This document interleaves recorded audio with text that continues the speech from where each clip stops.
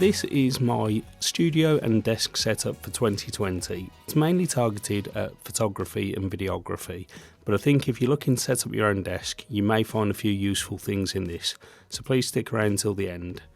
As you can see, I've got a dual monitor setup with the BenQ SW320 being the main editing monitor, and also a Hisense TV above that for just dumping other applications such as Spotify that aren't colour sensitive.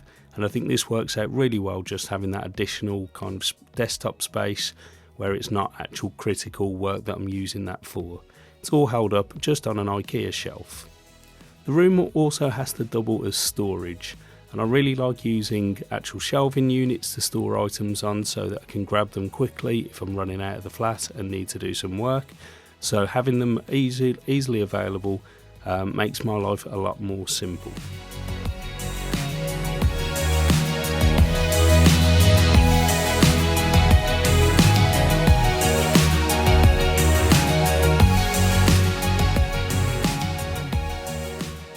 I also like to have a few additional items on display, such as my collection of film cameras, just in case that I want to experiment and try something different. I can grab them and go.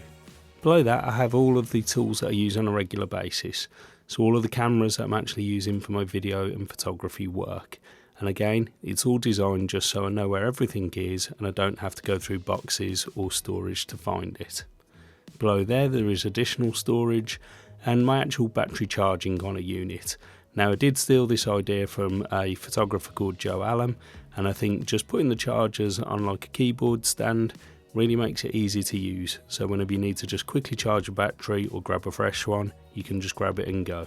Below that I have a small collection of photography related books that are just used for inspiration, and hopefully looking forward to adding to this in the new year. Now, the room itself isn't enormous, so I had to be careful with how I use space. So I do have two kind of workbenches. One is the actual desk itself, and a workbench behind there for when I'm shooting products or doing other work. I also have a little area just to chill out and relax, which is useful because it keeps me in the room and keeps me motivated. I also have a backdrop that I can roll down on the workbench and use that should I need to shoot products. The room is also acoustically treated just so that I can make the most of music and sound production. I've also found a few additional storage spaces, such as hanging my bags from the wall to save on floor space. One of the key elements of the room to me is sound quality. So I did invest in the Adam Audio Sub 7, a subwoofer out with the low end frequencies, and I am using the Adam Audio A5Xs as studio monitors, and again I've got a separate video on those, so I'll leave a link to that above.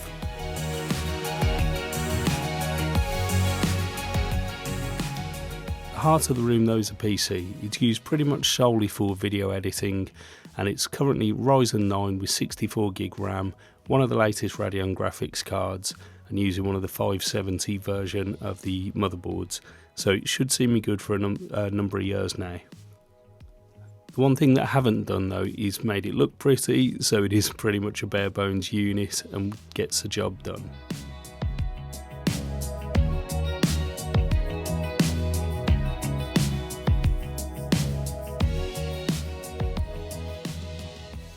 Key to the desk area though is the peripherals that I use. I'm currently using the Loupedeck CT, which I'll leave a link to above, and for music production I'm using the Novation circuit, which I'll probably do a separate video on in the future. Audio is critical to everything that I do though, so I'm currently using the A5Xs, which again I'll link to above, and also I'm using the Topping DX3 Pro as my main DAC, which gives fantastic audio quality, and I'm really impressed with how the sound is. If anyone's interested in any more details with the setup though, in particular with the audio, leave a comment below and I'll be happy to make an additional video.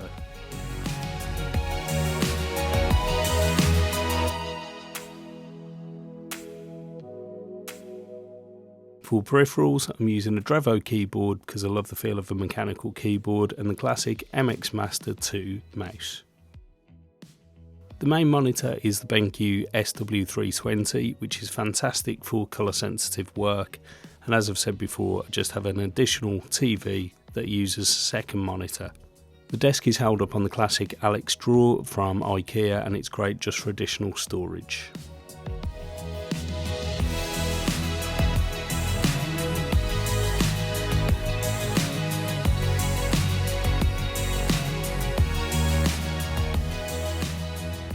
One of the things that I'm most proud of in this room though is my little YouTube setup. So I have a tripod mounted on wheels that can move around anywhere in the room, that's also got a ring light for additional lighting, but also I've got some more fixed lighting for when I'm doing my YouTube videos. Everything is powered by a simple power brick, so I only really need to switch one thing on and I'm good to go with recording new videos.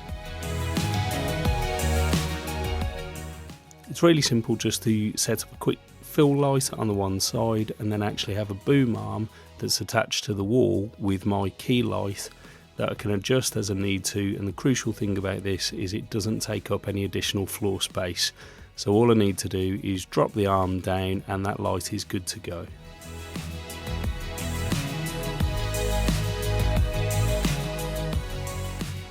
The other really important thing with this setup is it's really easy to clean away, and as soon as I've put the lights back to where they need to go, everything's tidied up and I can carry on with editing. The final part to the production side is the audio. I'm using a Tascam recorder just to record voiceovers with a very simple mic setup, so I can sit with the iPad, record what I need to, and then the audio is done. Below there I have another IKEA unit that I've added a slide out drawer just for keeping everything I need for developing film. The actual workbench itself is great for shooting products and other work. I also just leave the iPad and MacBook on there just so I can grab them when I need to. There's also another storage unit underneath, which is fantastic, in particular for keeping prints and things like that. The additional backdrop also comes in really useful, like I say, just for product shots. And then at the other end of the room I just have the sofa just for sitting down, chilling out, and also using as a second space to record. So that is my setup for 2020.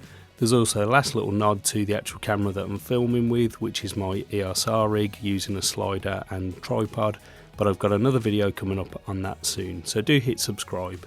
If you've got any other questions about any of the items that you've seen, please leave them in the comments below, and don't forget to hit the like button and subscribe. Thanks for watching.